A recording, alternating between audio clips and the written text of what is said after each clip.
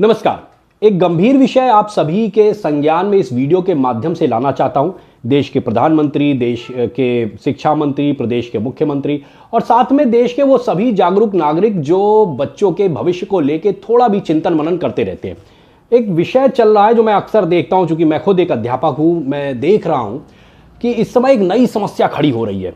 हम लोग जब छोटे थे तब से आज के बीच में एक विशेष अंतर आ रहा है जो कि आप सभी को ध्यान देने की आज आवश्यकता है।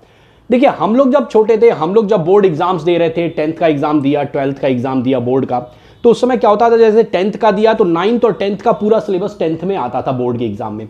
11th 12th में जो कुछ हम लोग पढ़ते थे वो पूरा का पूरा सिलेबस, पूरे 11th का और पूरे 12th का सिलेबस हमारे 12th के बोर्ड एग्जाम में आता था। ठीक, अब स्थितियां बदल चुकी हैं। अब स्थिति यह है कि 10th बोर्ड के एग्जाम में केवल वो सिलेबस आता है जो 10th में पढ़ाया जाता है। जो 9th में पढ़ाया गया उसका होम एग्जाम हो जाता है। स्कूल वाले खुद ही तय कर लेते हैं पेपर क्या बनाना है, कैसे बनाना है। 9th वाले अपना पेपर ले लिया और वो बात खत्म हो गई। इसी तरीके से 11th का पेपर भी होम एग्जाम हो जाता है। स्कूल वाले स्वयं तय कर लेते हैं कि भैया क्या पेपर बनाना है, कैसे पढ़ाना है, वो उन्होंने कर लिया। और 12th में जो कुछ पढ़ाया जाएगा वो 12th बोर्ड में आता है। अब जरा समझिए कि समस्या क्या आ रही है। जो मैं देख रहा हूं इधर बहुत सारे स्कूलों में वो क्या करते हैं स्कूल वाले, अब देखिए ये क्या मतलब एक तरीके से कह सकते हैं कि ये धूर्तता है, चपलता है, चालाकी है विद्यालय वालों की। जो स्कूल वाले हैं उनकी एक चपलता चल रही है। क्या चपलता है? और ये बच्चों के भविष्य के साथ खिलवाड़ हो रहा है। क्या बच्चों के भविष्य के साथ खिलवाड़ हो रहा है? वो 11th का जो पूरा सिलेबस होता है वो पूरा कंप्लीट ही नहीं कराते। अभी समझिए जनवरी का महीना चल रहा है, कई स्कूलों में मैं देख रहा हूं फाइनल एग्जाम्स हो रहे हैं, एनुअल एग्जाम्स चल रहे हैं। उन्होंने किया क्या है कि कुछ सिलेबस कर्टेल कर दिया अपने हिसाब से। 11th में मान लीजिए कि 15 चैप्टर आने वाले, उन्होंने 10 चैप्टर पढ़ाया और फाइनल एग्जाम में 10 चैप्टर का एग्जाम ले रहे हैं। 5 चैप्टर पढ़ाए ही नहीं, क्योंकि वो बोर्ड एग्जाम में आने नहीं वाले हैं। अगले साल 12th में जो कुछ पढ़ाया जाएगा वही बोर्ड एग्जाम में आने वाला है। तो मैं सभी से ये कहना चाहता हूं कि जरा आप सोचिए, आप 11th में जब बच्चे का सिलेबस वो जो 5 चैप्टर आपने छुड़वा दिए, कल को बच्चा किसी एग्जाम में फाइनल बैठेगा, मान लीजिए अगर साइंस स्ट्रीम का है तो वो जेई देगा या नीट देगा, अगर वो कॉमर्स स्ट्रीम का है तो आगे सीए सीएस वगैरह जो भी उसके एग्जाम होते हैं वो देगा, अगर वो आर्ट स्ट्रीम का है तो भी वो कोई ना कोई उसके एग्जाम होते हैं, यूपीएससी की तैयारी करेगा, कुछ भी करने जा रहा है। जो 11th का सिलेबस है वो हर जगह काम आने वाला है। हम लोग के समय चूंकि कंपल्सन था कि 12th बोर्ड में वो सिलेबस आता था, इसलिए सभी टीचर 11th और 12th पूरा सिलेबस कंप्लीट करते थे स्कूल में भी, और अपना बच्चा स्वयं भी पूरा तैयार करके रखता था।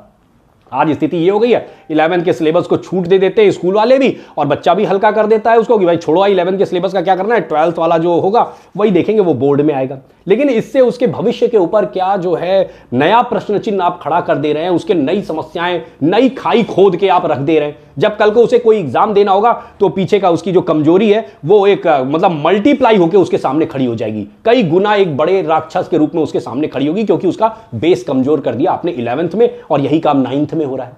मैं सरकार से कहना चाहूंगा, देश के शिक्षा मंत्री से कहना चाहूंगा, प्रदेश के मुख्यमंत्री से कहना चाहूंगा, जरा इस पे गंभीरता से विचार करिए। भाई इसका कुछ तो रास्ता निकालना पड़ेगा। स्कूलों को इस चीज के लिए कंपेल करना पड़ेगा कि आपको 9th में और 11th में भी पूरा सिलेबस कंप्लीट करना होगा।